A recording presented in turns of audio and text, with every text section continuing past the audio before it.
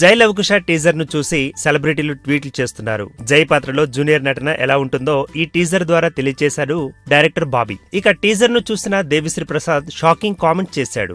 Junior NTR చెప్పిన dialogues వింటే ఎవరైనా ఫిదా అయిపోవాల్సిందే అంటూ ట్వీట్ చేశాడు. రావణ అనే డైలాగ్ లవబుల్ గా ఉందని చెప్పాడు. దేవిశ్రీ ప్రసాద్ చేసిన ట్వీట్ ఇప్పుడు వైరల్ అవుతోంది. 53 సెకండ్ల నిడివి కలిగిన ఈ టీజర్ కు నెట్ లో విశేష స్పందన లభిస్తుందని చెప్పాలి.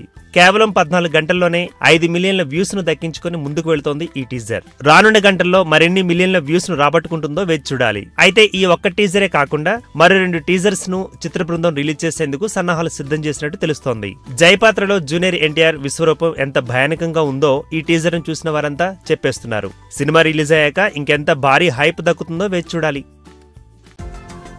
ఈ వీడియో గనుక మీకు నచ్చినట్టయితే లైక్ చేయండి, షేర్ చేయండి, సబ్స్క్రైబ్ చేసుకోండి.